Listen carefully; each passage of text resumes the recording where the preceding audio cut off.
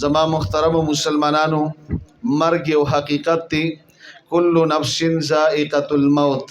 هر زی روح لبا مرگ خامخا راځي. لکل داء دواء، په مخ د ځمکې بیماری شته، د هغې دارو شته، د هغې علاج شته. مرګ یو داسې بیماری ده چې د آدم علیه السلام نه واله دې وخته پورې نه د دې دارو چا پیدا کړه او نه د دې علاج شته. الموت یأتی بغتة، مرګ چې راځي نو اچانک راځي. د مرګ نه هیڅوک انکار نشي کولی. په هر مسله کې اختلاف شته، خو مرګ موږ تاسو ټول منو چې مرګ به یو ورځ راځي او موږ به د دنیا نه آخرت ته منتقل کیږو. حدیث کې راځي د انسان دا ټوله زندگی دا 3 ورځې ژوند دی. الدنیا 3 ایام، دا ټوله دنیا دا 3 ورځې ژوند دی. یوم مزت ما بیدک منه شیء، یو تیر شی ورځ دا غره واپس کیږي نه. څومره زندگی چې زموږ تاسو تیر شو، نو که د ملک صدر وزیر اعظم او د صوبې گورنر وزیر اعلی او د کلی خان نواب او د زر جربه جیداد مالک د وغواړي چې زه یو ورځ را واپس کوم، را واپس به کی، یو غنټه به را واپس کی، یو منټ به را واپس کی. کومه چې تیر شوه دا د ژوند قیمتي سرمایه او دا واپس نه میلاوي. و یوم غدا فلا تحرى فيه ابدا، یو سبانه ورځ د سبا سوچ مکوه. ولا تقولن لشيء اني فاعل ذلك غدا، چرته دا نوې چې سار لبزه دا کارونه کوم، د سبا څه پته لګي سبا څه پیښیږي. کم من مستقبل لغد لا يدركه، ډیر خلک د سبا په انتظار ود شي سار ډورا پان شي.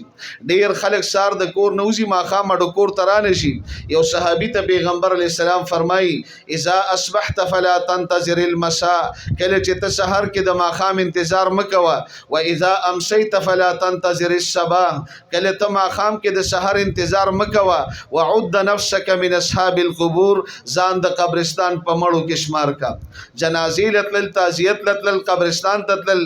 د دې مقصد دا دی چې موږ تاسو ته خپل آخرت هم مخې ته شي، موږ ته خپل مرګ مخې ته شي. زور القبور فانها تذکر الاخره، قبرستان ته ځئ چې آخرت درته یاد شي. زور القبور فانها تذکر الموت، قبرستان ته ځئ چې مرګ درته یاد شي. واذا حملت الى القبور جنازه فاعلم بانك بعدها محمول، تا د جنازې کټ په وګه کو قبرستان ته رواني، لږ سوچوګه کې دي چې سبا دا وخت زما جنازه را رواني. زما محترم تیر شوی را واپس کیږي نه، دراتلون کی پته لګي چې څومره پاتې ده. و یوم انت فيه فاغتنم، یو دا نننۍ ورځ د وې دا غنیمت وګڼه. نو زما محترمو دا مرګ یو حقیقت دی، دا موږ تاسو ټول را روان دي، د دین هیڅوک انکار نشي کولی. کم کور کې چې مړ یو شي او زنانه چغې سوري شروع کې پلان کې وفات شو، دا ملک الموت یو فرشته الله مقرر کړی ده. قل يتوفاكم ملك الموت الذي وكل بكم، تاسو نیټه پوره شي، د رزق دانی ختم شي، وب ختم شي، هواګانی ختم شي، ملک الموت یو سکند د چا خاطر نه کوي. لا یستاخر ساعتا ولا یستقدمون، یو سکند نه مخکې کیږي نه رستو کیږي. د دې انسان نه روح قبض کی او ژوندۍ چغې سوري شروع کې پلان کې وفات شو، ملک الموت دوباره راشي او د دروازه کې ودرېږي، سر راښکاره کی، یو څو عجیبه خبرې وکړي که دا د ژوندو واورېدي په مړي به نه جاړي، په ځان به جاړي.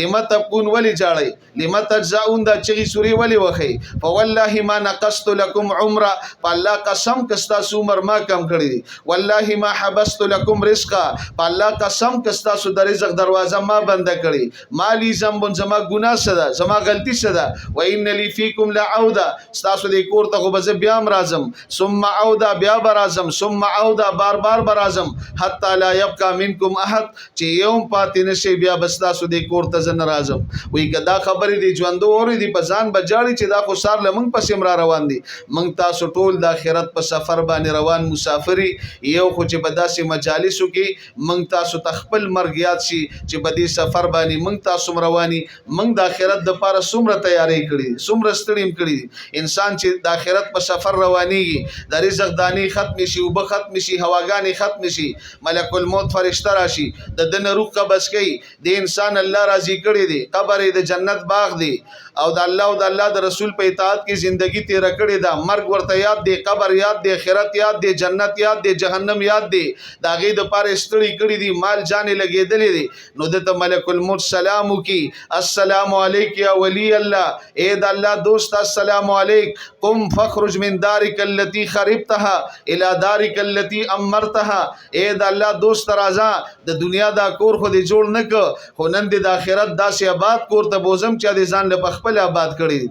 دې د آخرت په سفر باندې په خوشحالۍ باندې روان شي. او کم انسان چې د دنیا بنگله جوړه کړې ده او ډیر مال دولت را جمع کړي او د مرګ ير دی، قبر ير دی، آخرت ير دی، جنت ير دی، جهنم ير دی، الله ير دی، د الله رسول ير دی، د ژوند مقصد ير دی، او د نفس شیطان د خواهشاتو اتباع کې ډوب دی. اچانک ملک الموت فرشتہ را مخامخ شي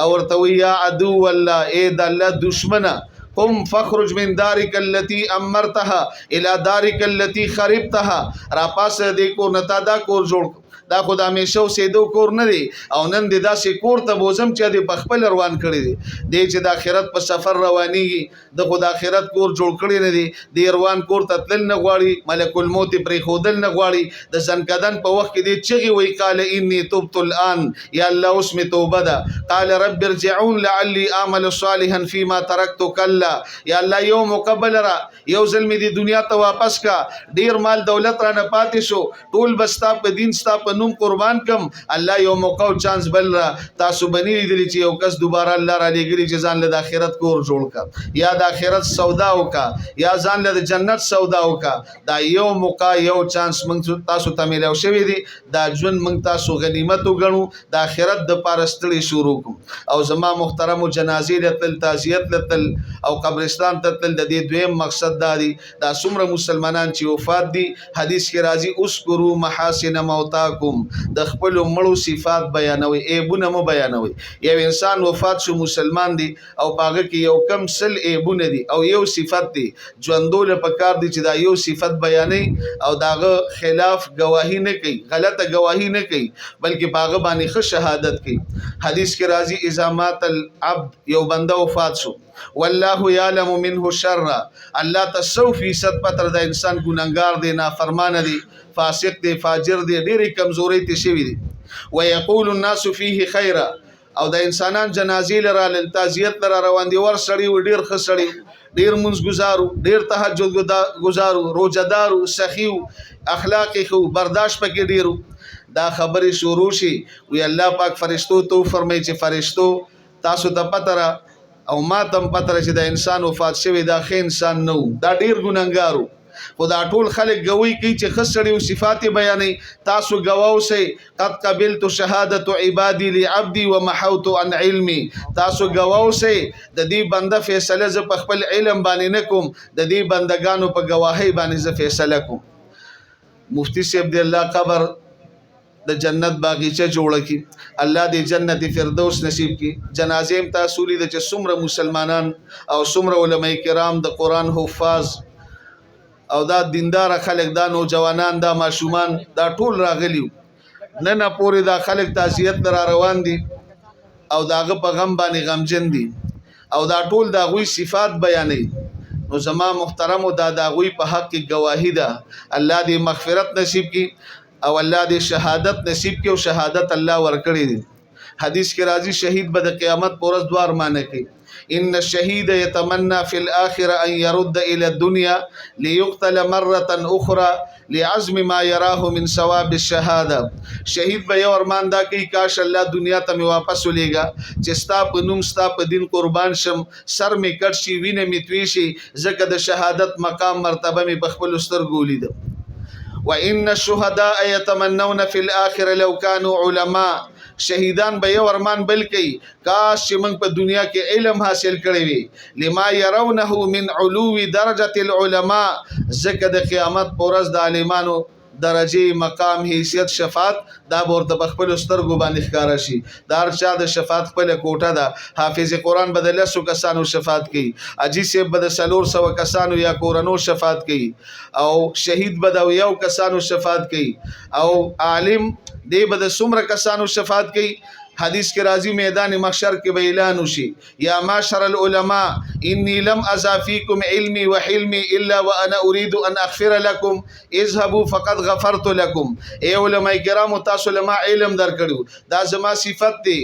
او دا د ټولو پیغمبرانو وراثت ته هدایت ته نور دی رڼا ده د جهنم اور ظلمت ته رڼا تیار نه جمع کوم د دې علم د برکت میو بخلیزه جنت ته او سالم چې جنت ته شفاعت به سمره کسانو کوي. حدیث کې راځي اذا اجتمع العالم والعابد للصراط عالم عابد پولی صراط تورسی قیل للعابد ادخل الجنه وتنعم بعبادتك عابد تبویل شي په پولی صراط باندې ووړه اغه جنت ته استاد عبادت او جزاء سلا بدلا دا بتا جنت کې ملاوي. وقيل للعالم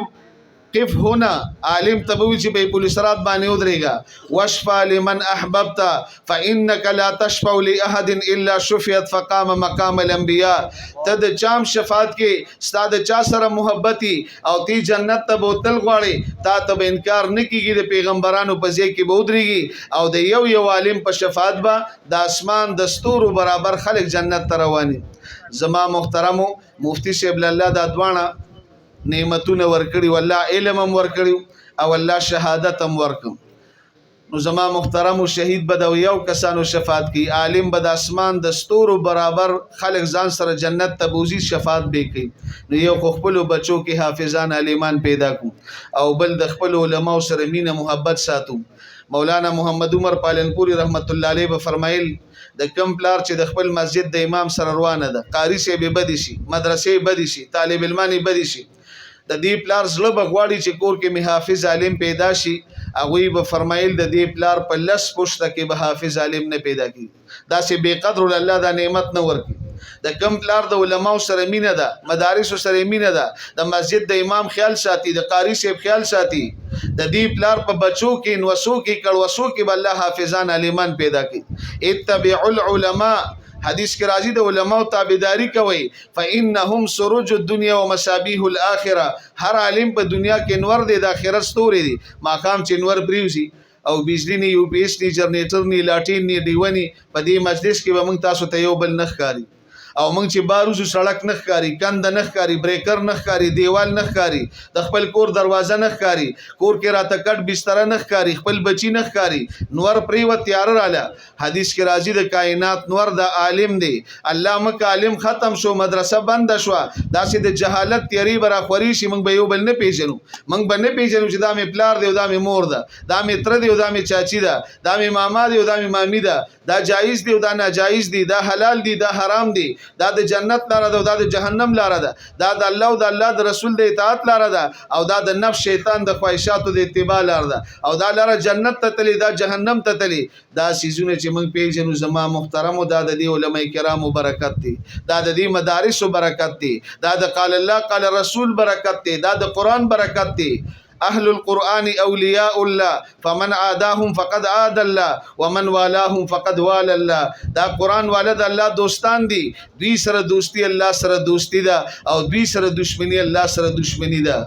اکرمو حملت القرآن د دې قرآن والو اکرام کوي فإن من اکرمهم فقد اکرمنی چا د دوی اکرام وک زما اکرام وک ومن اکرمنی فقد اکرم الله چا زما اکرام وک د الله اکرام وک. الا فلا تنقصوا حقوقهم خبردار د دوی په حقوقو کې درنه کمی ونشي. زما محترم هر عالم د سر تاج غنو هر مدرسه د هدایت مرکز غنو او د مدرسې طالب علمان د جنتیان غنو. تعلیم الصغار يدفع غضب الجبار د ماشومانو دا سبق د الله غضب او غصه سړی دا څومره مساجد دي مدارس دي په دې کې د علماء کرام دي او دا ماشومان ناظره وي قاعده وي حافظان جوړي حافظان دور کوي دا د الف باتا وازونه کله چې الله په غضب غصه کې راشي نافرمانی دي ګناهونه دي جرایم دي فحاشي ده اوریانی ده بے حیايي ده د الله احکامات ماتيږي خلک دین ته سپک ګوري الله غصه کې راشي او فیصله د عذاب کوي او ګوري پاکلی کې مسجد دي مدرسه ده مکتب دي جامعه ده او ماشومان ناسي قاری سے ورته قران خي او ماشومان په دی وړو جبو د الف باتا وازونه دي ناظره او قاعده او حافظانو د حافظانو دور الله دی ماشومان ته وګوري د دوی د وړي وړي جبه او د خپل کلام تلاوت د الله غصه سره شي اراده بدل شي او د کلی علاقې عذاب واپس کی زما محترم خپل مساجد مدارس بابات ساتو د خپل علماء سره بکلک ربط تعلق ساتو مینه محبت بساتو دا پمنګ چې عذابونه ناراضي دا د علماء برکت دی دا د مدارس او مساجد او برکت دی دا د قرآن د درس او تدریس برکت دی دا د ماشومان د ختمونو برکت دی يذهب الصالحون الاول فالاول فتبقى حفالة الناس كحفالة الشعير والتمر لا يبالي بهم الله بالا حدیث کې راځي دا نیکان خلق بدرنه په مزه مزه روان شي نن به یو لاړ شي سبب بل رخصت شي بل رخصت شي او اخره کې به خصو خشاک پاتې شي لکه د وربشو او د قجورو خصو خشاک دغه خلکو بل لاړو سه پروانه ساتي دا موږ باندې چې عذابونه ناراضي دا خو د دې علماو برکت دی د دې مدارسو برکت دی د دې مساجدو برکت دی د قال الله قال رسول برکت دی نو د خپل علماو سره ربط ساتو تعلق ساتو علم چې الله ختمي دام د قیامت په علاماتو کې دا نو علم بالله چې اوچتای نو دا سینې چې د دې سينونه بیرابر کی ان الله لا يقبض العلم انتزاعا ينتزعه من قلوب العباد الله علم دا سینه کی چې د سينونه برابر کی بل يقبض العلم بقبض العلماء علماء به وفات کیږي په دې به علم اوچتیږي مفتی صاحب د دنیا نه رخصت شو هغه سره چې کم قران حدیث رڼا واغه سره لاړه د دنیا